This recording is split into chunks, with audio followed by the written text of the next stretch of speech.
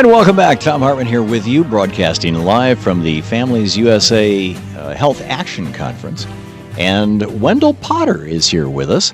Wendell Potter is the former executive with one of the big Cigna, one of the big health insurance companies, turned whistleblower. He's the author of Deadly Spin. He has a new ebook out. It's called Obamacare, What's in It for Me? And Wendell, it's always great to have you on the program. Thanks a lot, Tom. Thanks for joining us. Thanks for being with us. So, what's your take on the biggest issues of the day with regard to health care? I think the biggest issues are that we've made some. I'll just be quite blunt. I think we've made some huge steps forward, particularly since the first of this year, in getting a lot of people covered. We've really made some enormous progress.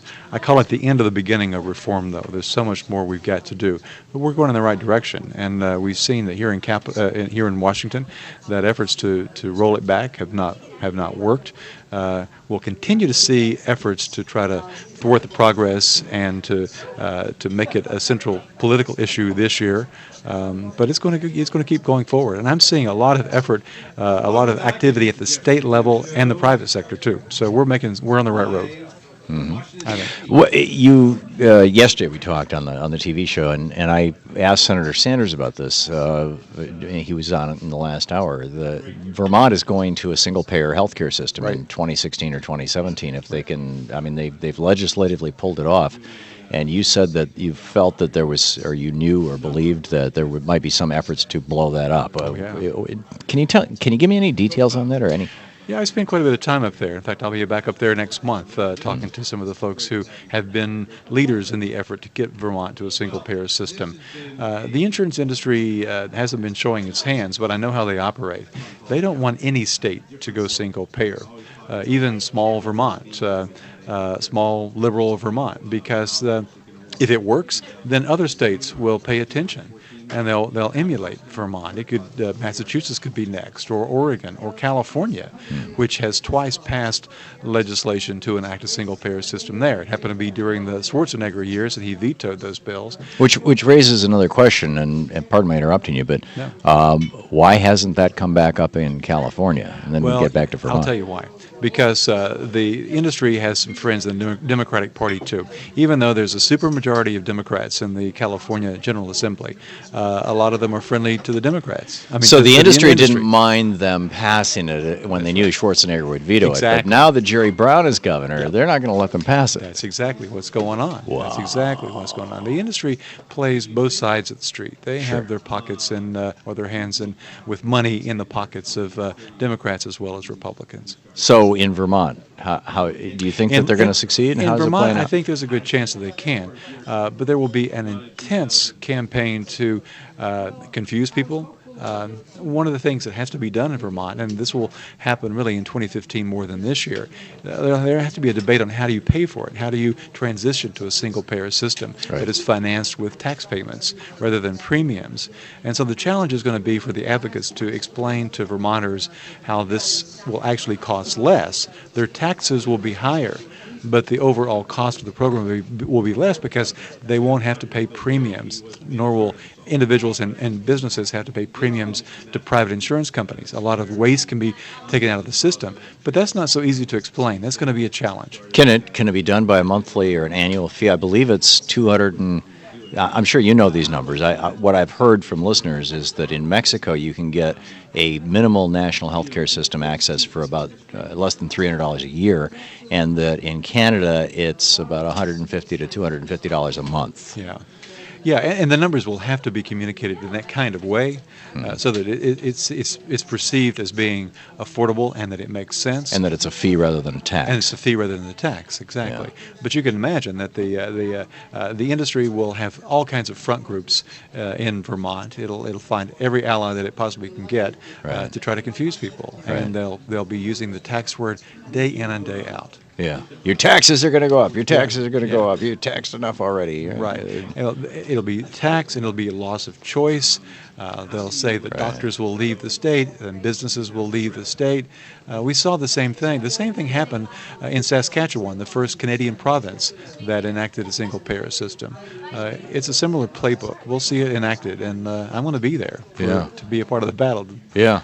Well, they were not successful in Saskatchewan. Was that because they didn't throw enough money at it, or was it because this is really an idea whose time has come? And how, what lessons can Vermont learn from that? Well, in Saskatchewan, it was a tribute to the forcefulness of the leader of the province, Tommy Douglas, who was a Baptist preacher, who was just he's often cited as the most revered figure in Canadian history, who was so very effective. Kiefer Sutherland's grandfather. His grandfather is exactly right. And so sometimes it is just there needs to be a figure who is so dedicated to this, who personifies that kind of change and is able to rally support and just stay focused on it.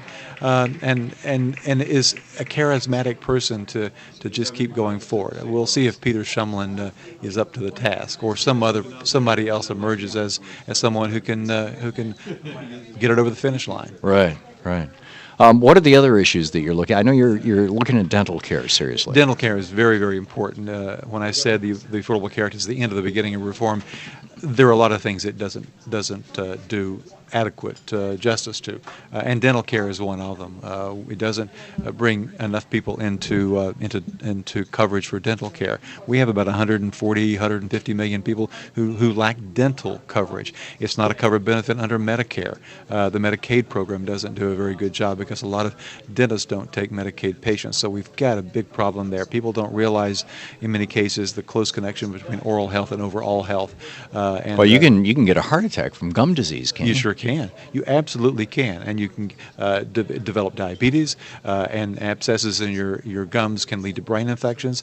There have been stories of right here in Washington, a young boy died not long ago. Well, your mouth is part of your body. It is. Why isn't it covered? I don't and get that it. is the weird thing. The mouth has been treated separately from the rest of our body for years because of the separation of professions, dentistry from the medical practice. That's something we've got to change. That the dentists were never under the AMA. That's right. They lobbied very hard to stay out of the Medicare program too, and they're not a part of the AMA. So that they've spent enormous amounts of money to stay separate.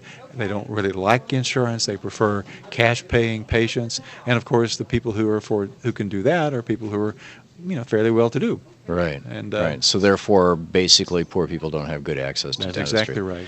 How do other countries deal with that? Do you know? A lot of countries have mid-level dental practitioners, sort of like nurse practitioners and physician assistants. In fact, two states in Alaska and Minnesota have begun allowing mid-levels to practice. The American Dental Association is opposed to it, but other states are looking at that. But at least 50 other countries are helping to solve the problem of access by allowing these mid-levels to practice, and they're making a big difference in preventive care. Mm-hmm. And doing some of the basic education work with people. So they do stuff like teeth cleaning and basically simple oral stuff, and the complex stuff like tooth extractions or root canals and things. It takes a dentist. It depends on the level of training, but absolutely that's correct. And it also allows dentists to practice at the top of their license, and that's which is a good thing. Yeah, remarkable.